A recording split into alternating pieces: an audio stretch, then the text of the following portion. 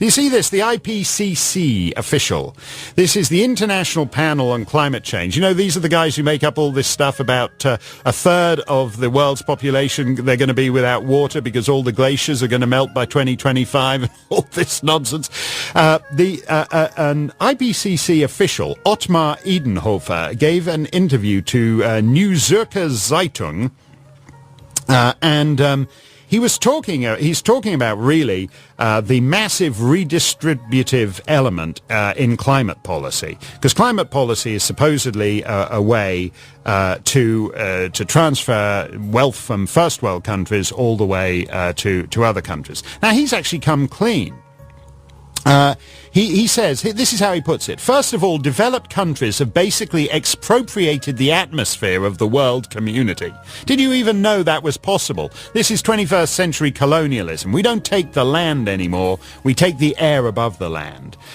So one must say clearly that we redistribute de facto the world's wealth by climate policy. Obviously, the owners of coal and oil will not be enthusiastic about this. One has to free oneself from the illusion that international climate policy is environmental policy. This has almost nothing to do with environmental policy anymore, with problems such as deforestation or the ozone hole, unquote. So this is IPCC official Ottmar Edenhofer giving the game away by saying that so-called environmental policy is nothing to do with saving the environment anymore. That was a useful, it's not, forget about stuff like deforestation, the ozone hole, the carbon levels and all the rest of it. It's not about that. It's about taking money from the part of the world that functions and giving it to everybody else. So in other words, it's a redistributive racket. The environment is an amazing thing. It's the most ingenious pretext for big government ever devised, and not on a state level and not on a national level, but on the global level, because everything's in the environment. What isn't in the environment? You know, government transport policy is about transport, and government agriculture policy is about agriculture, but government environmental policy is about everything, because everything's part of the environment. Your town, your county, your planet, and of course you, which is why, as we've discussed on this show before, we have things like Sheryl Crow demanding limits on how many sheets of toilet paper you can use, and the guys who want to ban two-ply toilet paper, which would devastate the Canadian economy, because of course the Canadians are the house of Saud of two-ply toilet paper, and this would be totally devastating to the Canadian economy.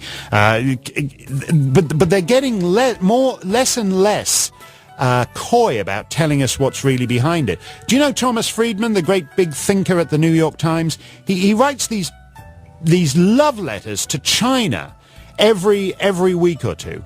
And he bemoans the fact that the United States is not like China. It cannot just get the job done. It cannot just decide what we need to do and do it, because we suffer from the defect of being a republic with elected legislators who are accountable to the people. And you'd have no idea how messy that awful, horrible democratic republic stuff can be when you urgently need to get the stuff done. So Thomas Friedman writes these objectively disgusting and totalitarian love letters in the New York Times every couple of weeks, where he, to use his phrase, he says, why can't we be China for a day? In other words, why can't for one day a year the United States be governed by a totalitarian Politburo that could just pass all the environmental laws we need and get the job done in a day? And I think you're going to see a lot more of that as they're panicking. They've had the worst year in their lives, the environmental movement, since the leak of the East Anglian emails and all the rest of it, and that and the Copenhagen conference turned out, which was actually an embryo world government they wanted to set up there, and we should be very grateful that it was the Brazilians, the Indians, and the Chinese who saved the Western world from basically driving itself off a cliff. They're becoming less and less shy about the essentially anti-democratic, totalitarian thinking behind the environmental movement. So because everything's in the environment the environment is basically the biggest pretext for big government ever devised in the world. And this guy from the IPCC comes out and says, it's not about the environment. You know, quote, one has to free oneself from the illusion that international climate policy is environmental policy. This has almost nothing to do with environmental policy anymore, unquote. It's just about big government for its own sake. You know, their annual Monday night poker game in hell, I would bet Stalin, Hitler and Mao are kicking themselves. You know, oh, it's about leaving a better planet to our children. Why didn't we think of that? No jackboots, no goose steps, just a soft and easy, incremental, fluffy totalitarianism all the way. It's about big government on a scale never yet seen, and every so often the mask drops. When the chips are down, says Mayer Hillman, senior fellow at the Policy Studies Institute in London, quote, I think democracy is a less important goal than is the protection of the planet from the death of life, the end of life on it. This has got to be imposed on people whether they like it or not, unquote.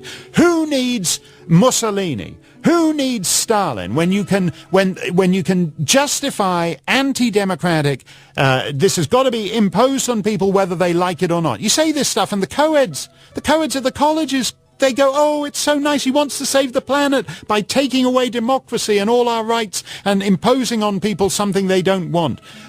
This is the truth about the environmental movement, and they're getting less and less effective at hiding it. Not the earth is your mother, the earth is your Führer, basically would be the Thomas Friedman bumper sticker. Why can't we be China for a day?